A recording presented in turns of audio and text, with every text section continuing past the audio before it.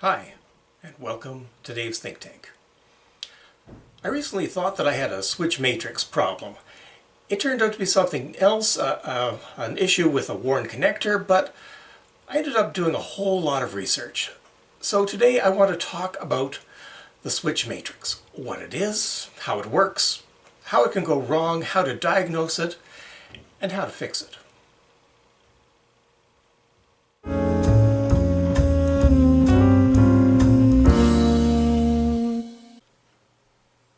If you look at your manual, you'll find that your pinball has 39 switches, or something close to that if you have something other than a flash cordon.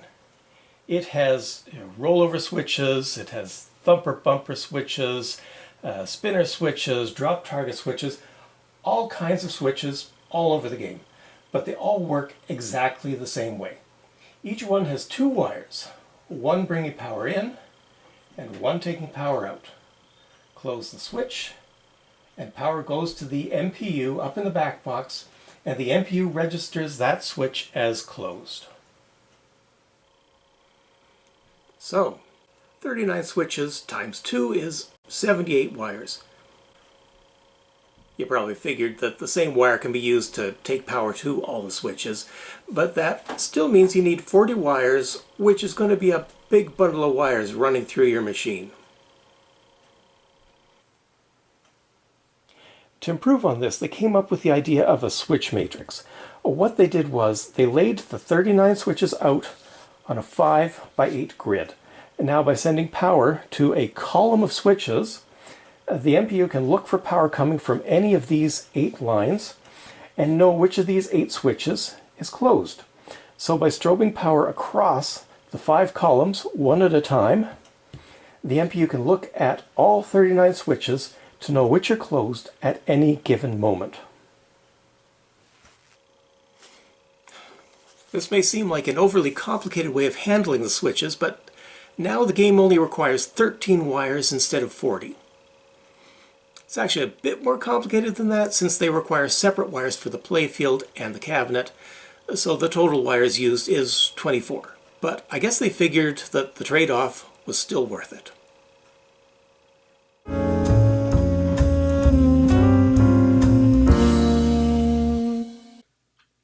I should mention at this point, while we're looking at the schematics, the original schematics have some errors and omissions. You'll want to take note of these because they will make a huge difference in testing your switch matrix. Get out your schematics and write in these corrections. I have schematics for 3 different machines and they all have the same types of errors, so you'll want to check even if you have something other than a flash cordon. I wrote in the switch numbers here to make it a bit easier. They're just numbered top to bottom and left to right. 0, 1, 2, 3, 4, 5, 6, 7 in the first column, then 8 through 15, 16 to 23, 24 to 31, and the last column is 32 to 39. Your machine may number them from 1 to 40. So, switch 5 is not identified here, but should indicate the game credit button. 8, 9, and 10 are also not identified, but should say coin 3, coin 1, and coin 2. Why out of order? Don't know.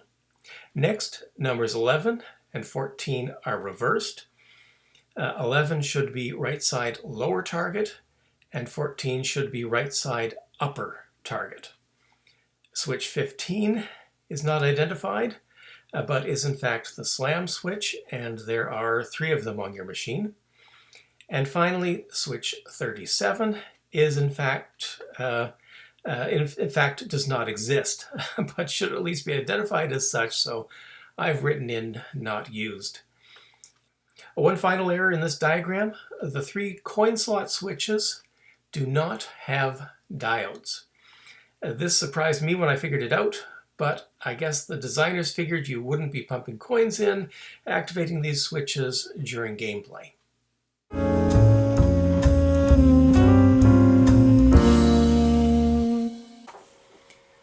So, looking at this for the first time, you may say, this is a nice idea, but totally impractical. You've got all these wires crossing at all these points, and the whole thing is going to totally short out. Well, there's a solution to this. You see, every switch, other than the coin switches, has a diode attached to it. A diode is an electronic component that allows power to flow in one direction only. This is the type of diode you'll find on all the switches in your pinball. You may also see one of these once in a while, which is fine. And now this one has a black end and a red end. Let's put our multimeter into diode test mode.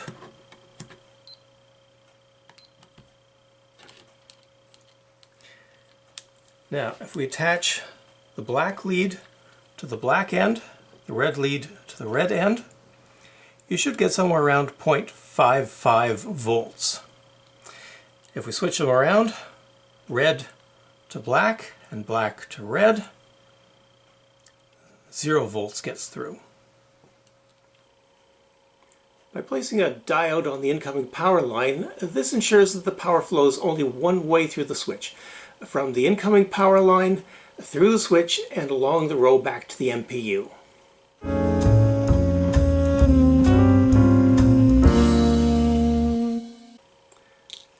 There are a couple of ways that this can go wrong. Number one, the diode may fail and not allow any power through in either direction. This will cause the switch to never activate and is pretty obvious when it happens. Much more interesting though, and much harder to diagnose, is when the diode fails and allows electricity to go through in both directions. Let's follow an example through the schematics.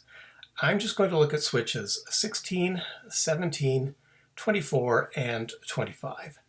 Now suppose switch 16 has a bad diode, allowing electricity to flow through in both directions.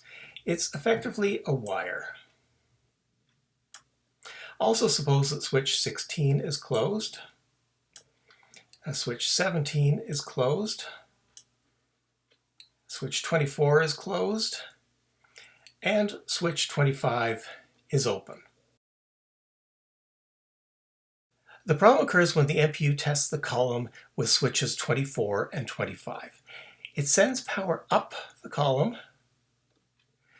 It goes past switch 25 because it is open, heads up to switch 24, goes through the diode in the proper direction, goes through the switch, goes to the outgoing line, and off to the MPU, just as it should.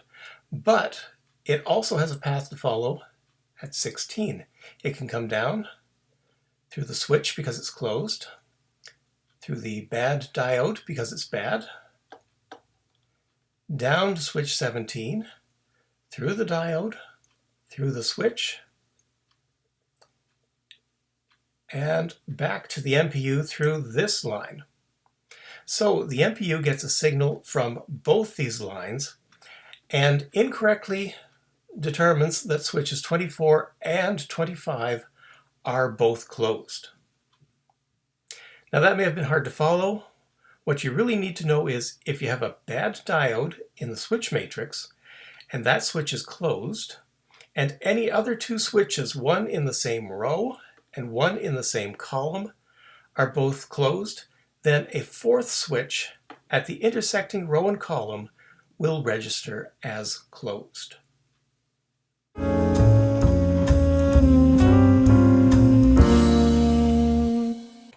Diagnosing a switch matrix issue is never easy, but there are steps you can follow.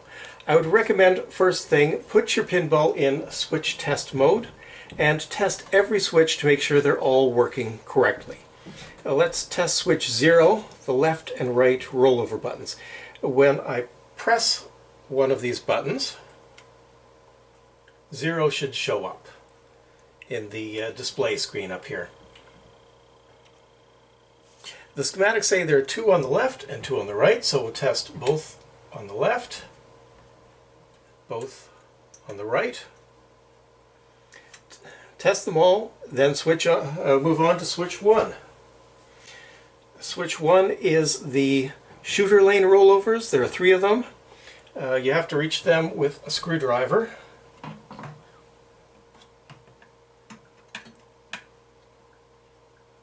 As 1 shows up, and a 1, and a 1. Go through the switch matrix switch by switch to make sure you know where every switch is and where it fits in the matrix. And check the list of switches in your manual to find any switches not included in the switch matrix schematics.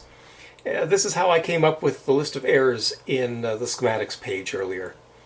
Next, you'll have to test every diode on every switch.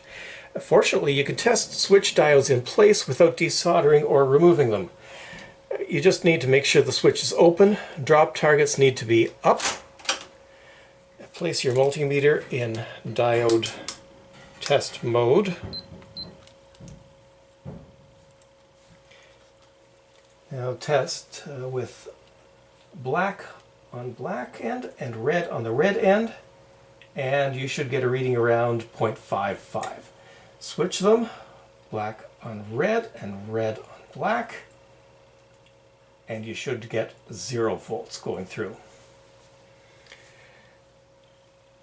Be sure you have a good contact on the ends of the diode because a good reading and a bad contact give the exact same results. Now repeat this 39 times. If you have an Arduino, there is another test you can perform.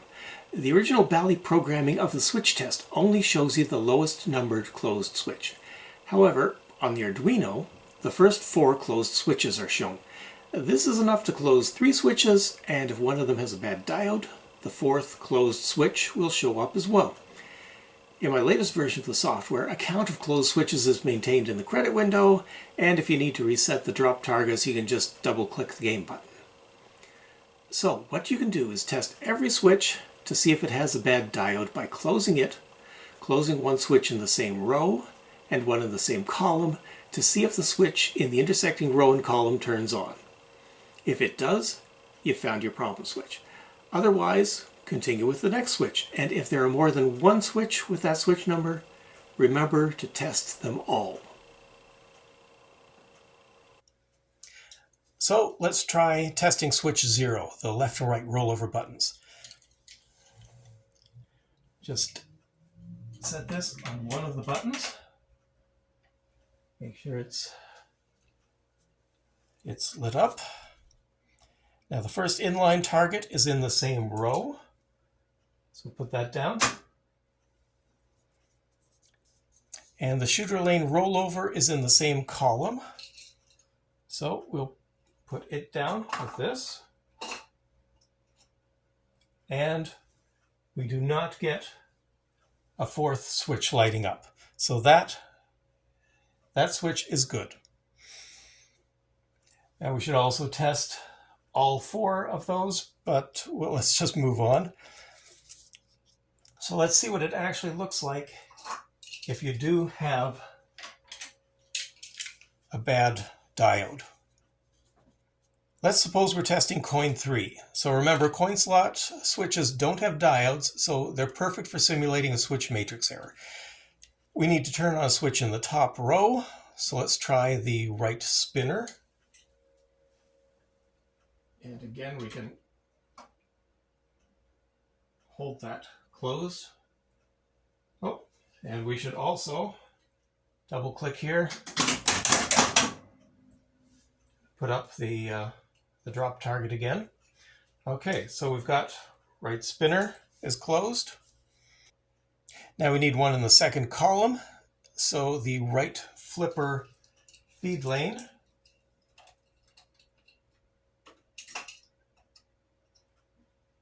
is now closed. And if we close coin 3, look at that. Number 8 closes, and number 36 also closes. Now, number 36 is the top thumper bumper. It is definitely not on, so coin 3 must have a bad diode. And by the way, this is how I figured out that none of the coin switches have diodes. So don't be concerned when they fail every test unless you have reason to believe they're closed during gameplay. You can also simulate a bad diode by clipping a wire to both ends of the switch's diode. This can be useful in checking where a switch really is in the switch matrix. Remember, the right side upper and lower targets were switched. This is how I verified that. Bypass the diode on one of them, then test it according to where you think it is in the switch matrix. If you're correct, it will show a fourth switch closed.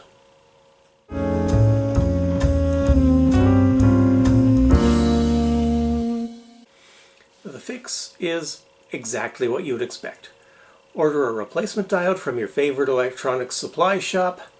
Ask for a 1N4148 diode. They only cost about 10 cents, so order 10 or 20 of them so you have some in inventory. Once you have a replacement, you need to use a soldering iron to heat up and remove the old diode. Note the direction it was in. Which end is black, which is red. Solder the replacement in place and run the same test as before to verify the fix worked. And you're done. So, let's play a game.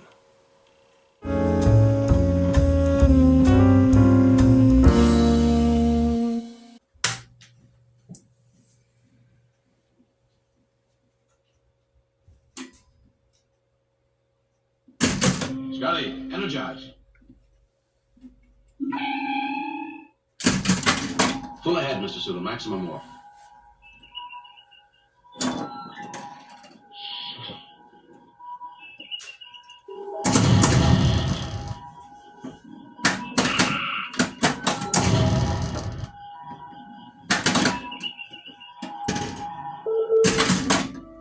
USS Enterprise calling Klingon vessel.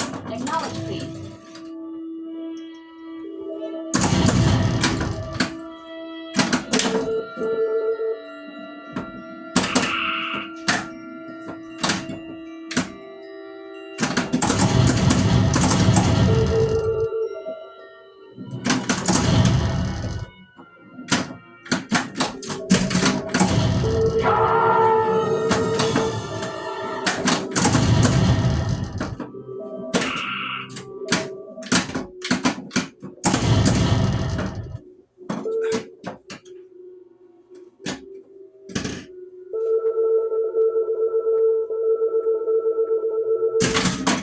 Phase is unstunned.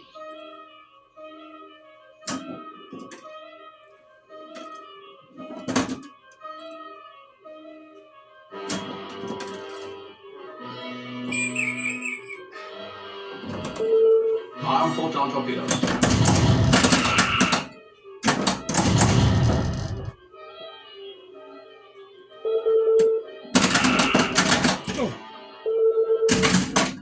Prepare to transport.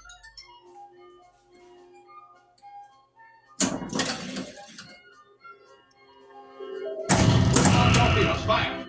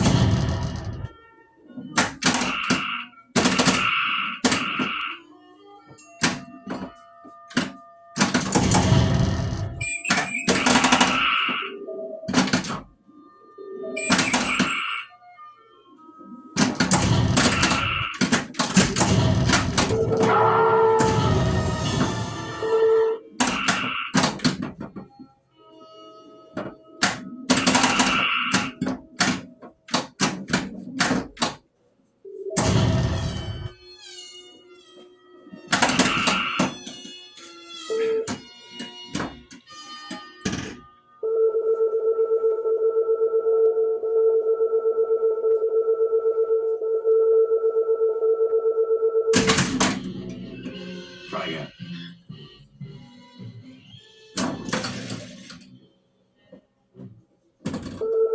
Arm photon torpedoes.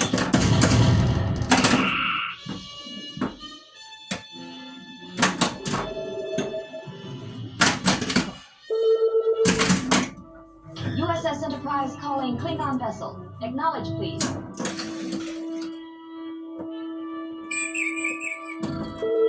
Arm photon torpedoes.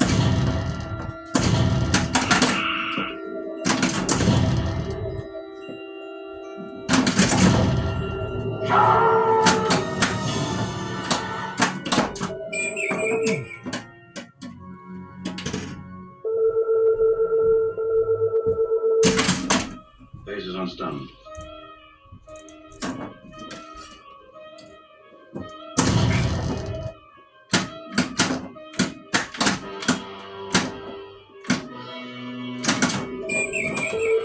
Arm photon torpedoes.